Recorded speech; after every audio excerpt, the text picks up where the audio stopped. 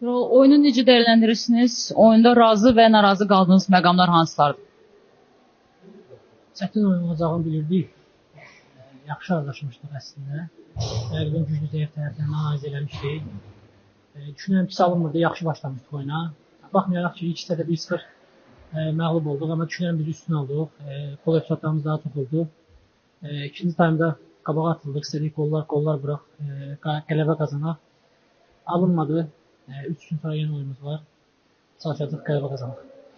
Buraxılan qollar barədə nə deyə? Necə şərh eləmək istəyərdin və necə şərh edərdin? Dediyim kimi, rəqibin güclü tərəflərini bilirdik. Əks hücumlarda və strategiyalarda fərqlənən komandadır. Qollar da elə vurdular. Sürətli əks hücumda vurdular ilk qolu. İstəməzdik buraxaq, çalışacaq gələcəkdə belə qollar buraxmayaq. Belarusda oyundan öncə səncə əhval-ruhiyyəyə bu təsir göstərə bilər bu məğlubiyyət?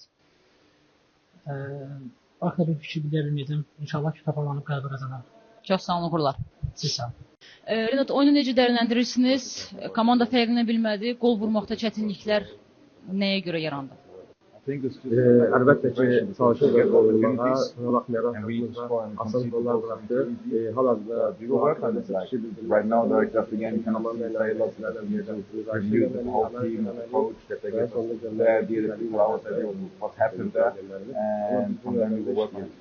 Ümumiyyətlə, hücum xəttinin futbolçuların əksəriyyəti siz olasınız, mahir olsun, legioner həyatı yaşadığınız üçün sizdən tələblər də daha çoxdur. Komanda Millətlər Liqasında da çox qol vura bilmədi. İndi də yoldaşlıq görüşlərində bu təzyiq yaradırmı, yoxsa əksinə motivasiya verirmi? Əlbəttə ki, bu görməkdə bizim komanda qol vurmamağımıza görə bu hissələrin üzərində təzyiq yaratmır. Mən olaraq qol vurmağımıza görə hər birimiz Və klubla bağlı sual vermək istəyirəm. Radomikdə çıxış edir və yaxşı başladı.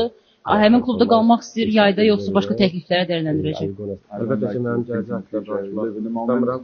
Hazırda klubum haqqında da danışıram və üzülürük ki, məğlub olmuşum. İşimiz var, hal-hazırda növbəti oyuna hazırlaşmalıyıq.